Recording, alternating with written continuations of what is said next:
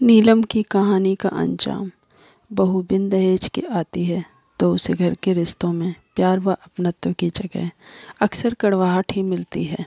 नीलम की भी यही कहानी थी, लेकिन हर कहानी का अंजाम वैसा नहीं होता जैसा हम सोचते हैं। कभी कभी अपनी चिंताओं के बीच नीलम सोचती, यदि आलोक जैसा साथी उसे मिल गया तो उसकी चिंताएं कम हो जाएंगी। नीलम ने आलोक के लिए चाय लाकर मेज पर रख दी और चुपचाप मेज के पास पड़ी एक कुर्सी पर बैठ केतली से प्याले में चाय डालने लगी।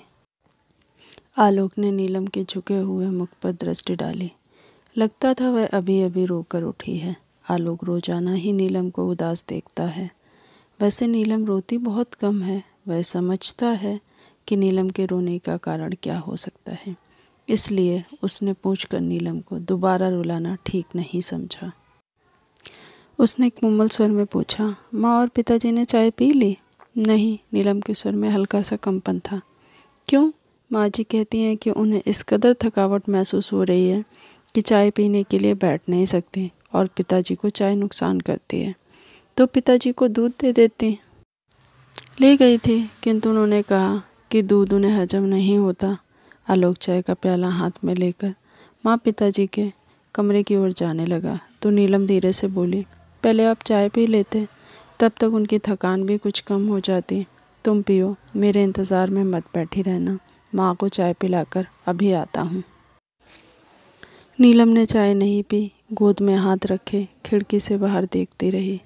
काश वह भी हवा में उड़ते बादलों की तरह स्वतंत्र और चिंता रहित होती। नीलम के पिता एक सफल डॉक्टर थे, पर उनकी सबसे बड़ी कमज़ोरी यह थी कि वे किसी को कष्ट में नहीं देख सकते थे। जब भी कोई निर्धन बीमार उनके पास आता तो वे उससे फीस का जिक्र तक नहीं करते, बल्कि उल्टे उसे वो फल व दवाइयों के लिए कुछ पैसे अपने पास से दे देते। परिणाम यह हुआ कि वे जितना काम व मेहनत करते थे उतना धन संचित नहीं कर पाए। फिर उनकी लंबी बीमारी चली, जो थोड़ा बहुत धन था वह भी खत्म हो गया। उनकी मृत्यु के बाद सिर्फ एक मकान के अलावा और कोई संपत्ति नहीं बची थी। सबसे बड़ी बहन होने के नाते नीलम ने घर का भार संभाला, अपना कर्तव्य समझा। उसने एक स्कूल में अध्यापिका की नौकरी कर ली। छोटी बहन आकांक्षा मेडिकल कॉलेज में चौथे साल में थी और भाई रोहन बीए द्वितीय वर्ष में। आलोक ने जब नीलम के सामने विवाह का प्रस्ताव रखा था तो उसने साफ इनकार कर दिया था। उसका कहना था कि जब तक आकांक्षा पढ़ाई पूरी करके कमाने लायक नहीं हो जाती तब तक वह विवाह की बात सोच भी नहीं सकते। इस पर आलोक ने आश्वासन दिया था कि वह विवाह में कुछ खर्च न होने देगा और विवाह के पश्चात भी नीलम अपना वेतन घर में देने के लिए स्वतंत्र होगी। आलोक का यह तर्क था कि वह एक मित्र के नाते उसके परिवार के प्रति सब कुछ नहीं कर सकता जो परिवार का सदस्य बन जाने के पश्चात कर सकेगा। यह तर्क नीलम को भी ठीक लगा था।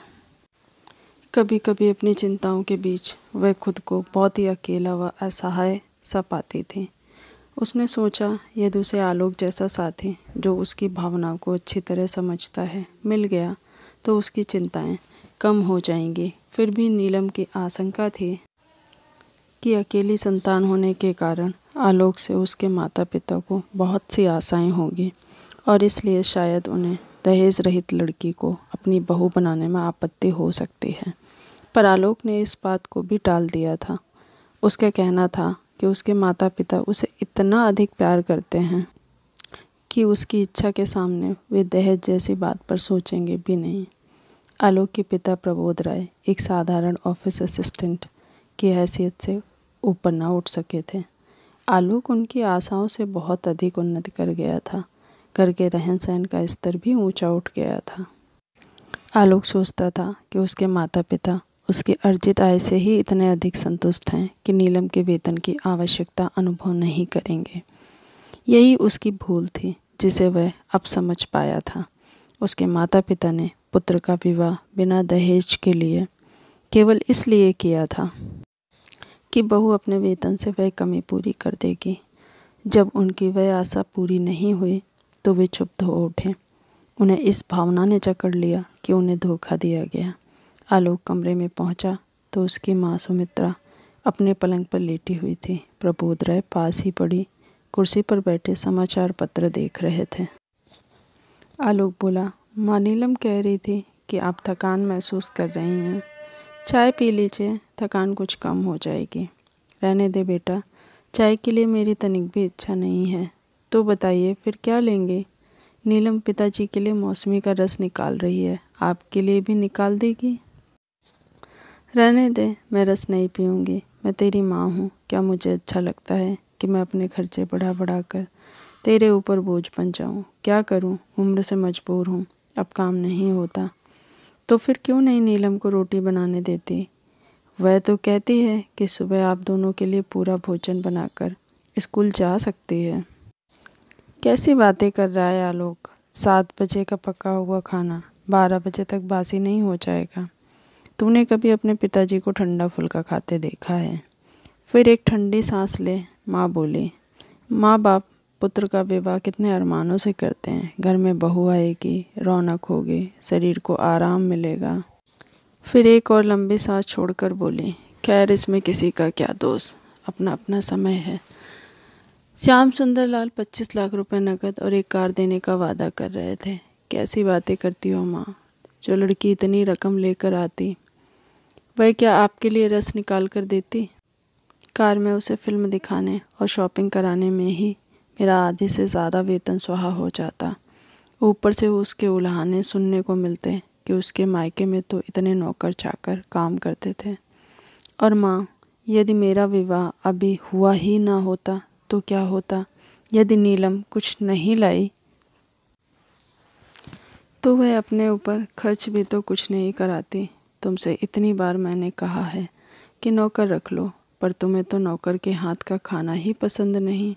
अब तुम ही बताओ कि यह समस्या कैसे हल हो। सुमित्रा के पास जो समाधान था वह उसके बिना बताए भी आलोक जानता था।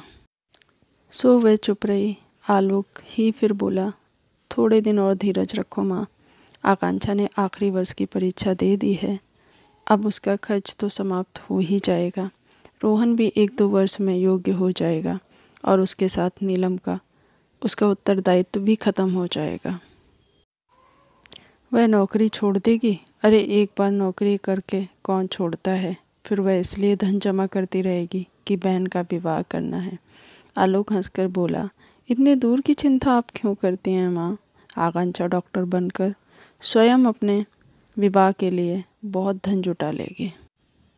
मुझे तो तेरी चिंता है, तेरे अकेले के ऊपर इतना बोझ है। मुझे तो छोड़ो, इन्हें तो फल इत्यादि मिलने ही चाहिए, नहीं तो शरीर कैसे चलेगा। तभी नीलम 2 गिलासों में मौसमी का जूस लेकर कमरे में आई। आलोक हंसकर बोला, देखो माँ, तुम तो केवल पिताजी की आवश्यकता की बात कर रही थी। नीलम तो तुम्हारे लिए भी जूस ले आई है, अब पी लो। नीलम ने इतने स्नेह से निकाला है, नहीं पियोगी तो उसका दिल दुखेगा। इस प्रकार की घटनाएं अक्सर होती रहती। माँ का जितना असंतोष बढ़ता जाता, आलोक का पत्नी के प्रति उतना ही मान और अनुराग। विवाह के पश्चात नीलम ने एक बार भी सुनाकर नहीं कहा कि आलोक ने उसे जो आश्वासन दिए थे वे निराधार थे। उसने कभी यह नहीं कहा कि आलोक के माता पिता की तरह उसके माता पिता ने भी उसे योग्य बनाने में उतना ही धन खर्च किया था। तब क्या उसका उनके प्रति इतना भी कर्तव्य नहीं है कि वह अपने भाई बहन को योग्य बनाने में सहायता करे? वह तो अपने सास ससुर को संतुष्ट करने में किसी प्रकार की कसर नहीं छोड़ती। स्कूल से आते ही घर गृहस्थी के कार्यों में उलझ जाती।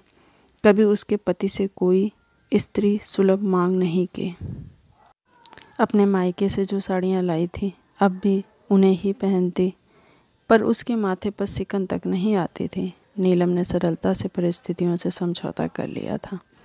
उसे देख आलोक उससे काफ़ी प्रभावित था। यही बात वह अपने माता पिता को समझाने का प्रयत्न करता था, किंतु वे तो जैसे समझना ही नहीं चाहते थे। वे घर के खर्चों को लेकर घर में एक अशांत वातावरण बनाए रखते, केवल इसलिए कि वे बहू को यह बतलाना चाहते थे कि वह अपने भाई बहन के ऊपर जो धन खर्च करती है वह उनके अधिकार का अपहरण है। नीलम स्कूल के लिए तैयार हो रही थी। उसे सास की पुकार सुनाई दी तो बाहर निकल आई।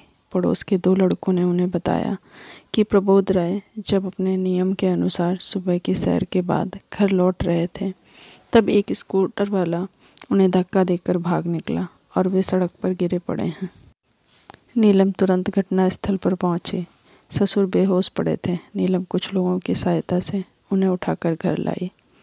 उसने जल्दी से आकांक्षा को फ़ोन किया। आकांक्षा ने कहा कि वे चिंता ना करें, वह जल्दी ही एम्बुलेंस लेकर आ रही है। नीलम ने छुट्टी के लिए स्कूल फ़ोन कर दिया और घर आकर अस्पताल के लिए ज़रूरी सामान रखने लगी। तभी आकांक्षा आ गई।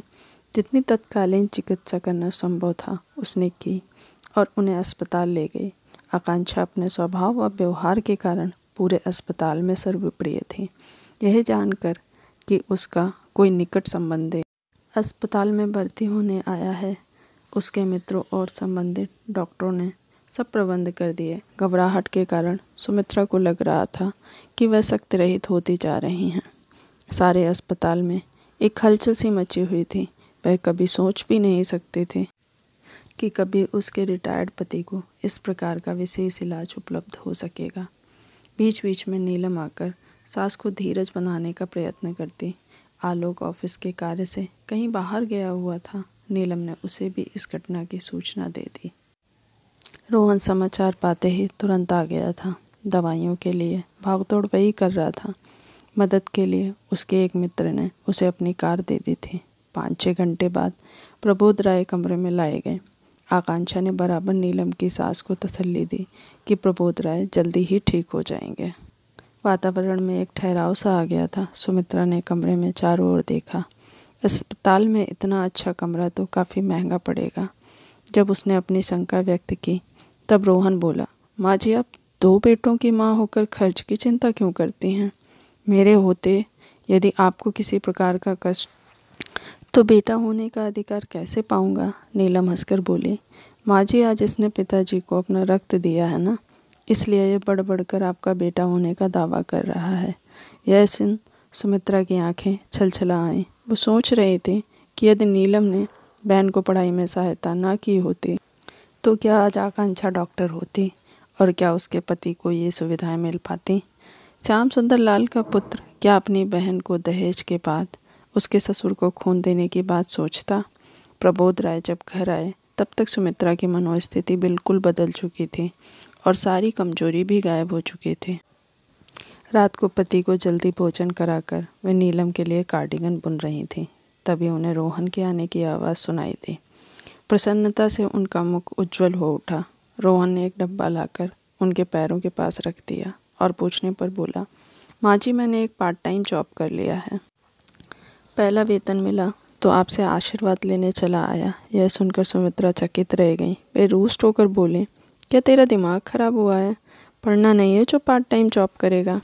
पढ़ाई में से कुछ अंतर नहीं पड़ता माँ। बेशक अब आवारागर्दी का समय नहीं मिलता।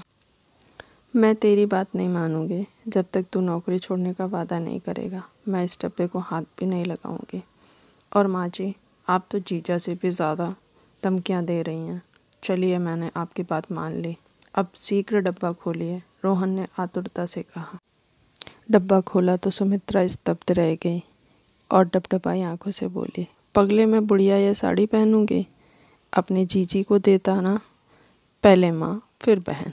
अच्छा माँ जी अब जल्दी से आशीर्वाद दे दो। और रोहन ने सुमित्रा का हाथ अपने सिर पर रख लिया।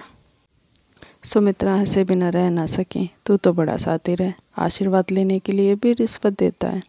तुम सब भाई बहन सदा प्रसन्न रहो और दूसरों को प्रसन्न रखो, मैं तो कामना करती हूँ। Thanks for watching. If you like this story please subscribe my channel. Like share subscribe comment. Thank you.